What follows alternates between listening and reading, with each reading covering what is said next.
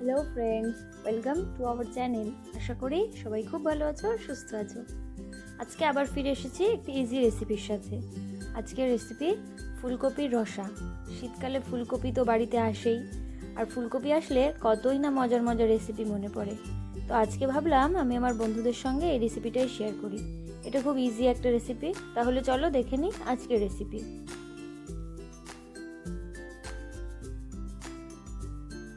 এই রেসিপিটির জন্য ফুলকপি তো লাগবেই, তাছাড়া লাগছে টমেটো, পেঁয়াজ, কাঁচা লঙ্কা, কাজু বাদাম।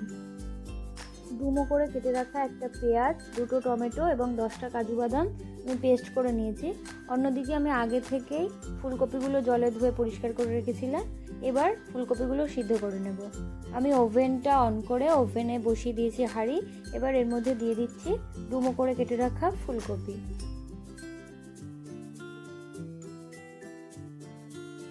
এরপর অ্যাড করছি খানিকটা জল। ফুলকপিগুলো ডুবে থাকার মতোই জল দিতে হবে, যাতে ভালোভাবে ফুলকপিগুলো সিদ্ধ হয়ে যায়।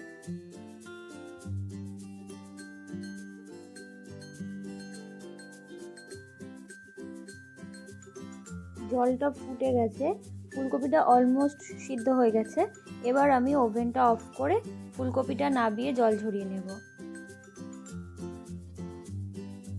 এখন আমি আলুগুলো সিদ্ধ করে নেব। আমি 3টে আলু নিয়েছিলাম, 3টে আলু মাঝখান দিয়ে ভাগ করে 6 পিস হয়েছে। এই আলুগুলো এখন সিদ্ধ করে নেব। আলুগুলোও সিদ্ধ হয়ে গেছে, এবার আমি আলুগুলো ভেজে নেব। আলু ভাজার জন্য আমি ফ্রাইং প্যানে দিয়ে দিচ্ছি সাদা তেল। তেলটা একটু গরম হলেই আমি সিদ্ধ করে রাখা আলুগুলো দিয়ে ভালোভাবে ভেজে নেব।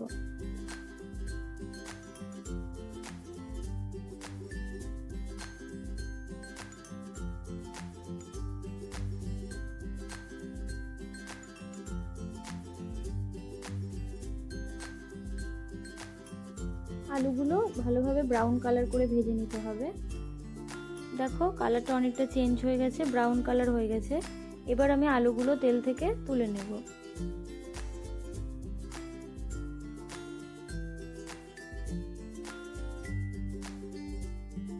আলুগুলো তুলে নিয়ে এবার ওই একই তেলের মধ্যে আমি দিয়ে দিচ্ছি সিদ্ধ করে রাখা ফুলকপি। ফুলকপিগুলো হালকা হাতে ভালোভাবে ভেজে নিতে হবে, তবে এটা একদমই ব্রাউন করার দরকার নেই, হালকা একটু ভাজলেই হবে।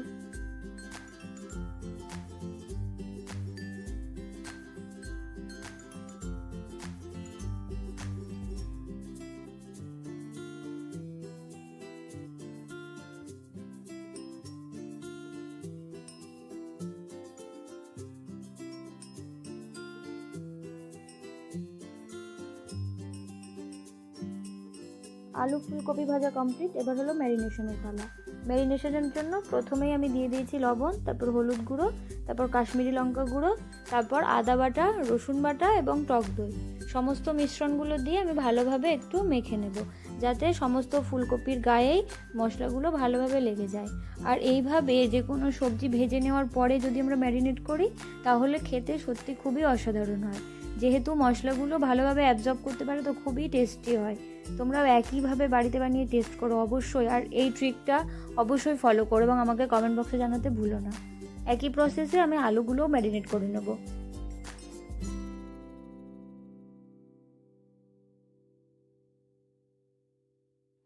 আলু ফুলকপিটা ম্যারিনেট করে 10 মিনিট রেখে দেব। এবার আমি মশলাটা রেডি করব। মশলা রেডি করার জন্য আমি ওভেনে কড়াই বসিয়ে দিয়েছি। কড়াইয়ে দিয়ে দিয়েছি সাদা তেল। তেলটা একটু গরম হতেই আমি ওর মধ্যে দিয়ে দিয়েছি 1 টেবিল স্পুন ঘি এবং তেলটা একটু গরম হলেই তার মধ্যে আমি গোটা মশলা কিছু দিয়েছি, দারচিনি, লবঙ্গ এবং তেজপাতা। এই মশলাগুলো একটু হালকা হাতে ভেজে নিয়ে যখন এটা থেকে অ্যারোমা ছাড়বে, তখন আমি দিয়ে দিচ্ছি আগে থেকে কুচিয়ে রাখা পেঁয়াজ কুচিটা একটু ভালোভাবে ভেজে নিতে হবে, একটু ব্রাউন কালার করে ভাজতে হবে।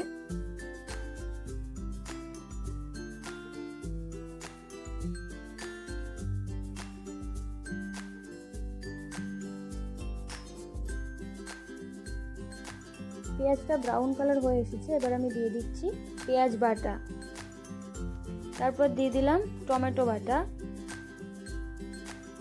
এবার এই মশলাগুলো একটু ভেজে নেব। মশলাটা একটু ভাজা ভাজা হয়ে আসলে আমি দিয়ে দেবো এর মধ্যে আদা রসুনের পেস্ট, 1/2 টেবিল স্পুন আদা বাটা এবং 1/2 টেবিল স্পুন রসুন বাটা। দিয়ে আরও ভালোভাবে একটু নাড়াচাড়া করে নিয়ে তারপর আমি একে একে সমস্ত গুঁড়ো মশলাগুলো অ্যাড করব। লবণ, হলুদ গুঁড়ো, শুকনো লঙ্কা গুঁড়ো, জিরে গুঁড়ো এবং কাশ্মীরি লঙ্কা গুঁড়ো। সমস্ত গুঁড়ো মশলাগুলো দেওয়ার পর আমি দিয়ে দিয়েছি 1/2 টেবিল স্পুন টক দই। টক দইটা দিয়ে আমি ভালোভাবে এটা মশলার সঙ্গে মিশিয়ে নেব। দেখো দেখতে মশলাটা কত সুন্দর হয়েছে, কালারটা খুবই সুন্দর এসেছে। তারপর আমি যে 10টা কাজু আগে থেকেই বেটে রেখেছিলাম, কাজু বাদাম বাটাটা এখন দিয়ে দিলাম। আর এই সময় অবশ্যই গ্যাসের ফ্লেমটাকে মিডিয়াম টু লো করে রাখতে হবে এবং হালকা হাতে ভালোভাবে নেড়েচেড়ে নিতে হবে। এবার আমি অ্যাড করেছি খুব সামান্য পরিমাণে চিনি। চিনি খাবারের স্বাদটাকে খুবই এনহ্যান্স করে, তো তোমরা যদি চিনি পছন্দ না করো তাহলে ওটা স্কিপ করতে পারো। তবে আমার মতো যারা একটু মিষ্টি মিষ্টি খেতে পছন্দ করে তারা অবশ্যই এখানে চিনি অ্যাড করো, এটা খাবারের টেস্টটাকে আরও বাড়িয়ে দেয়। এরপর আমি যে ম্যারিনেট করে ফুলকপিটা রেখে দিয়েছিলাম সেটা দিয়ে মশলার সঙ্গে ভালোভাবে নেড়েচেড়ে কষিয়ে নেব। দেন অ্যাড করবো ম্যারিনেট করা আলু। তারপর আরও ভালোভাবে হালকা হাতে এটা নেড়েচেড়ে নেব, নাহলে ফুলকপিগুলো ভেঙে যেতে পারে।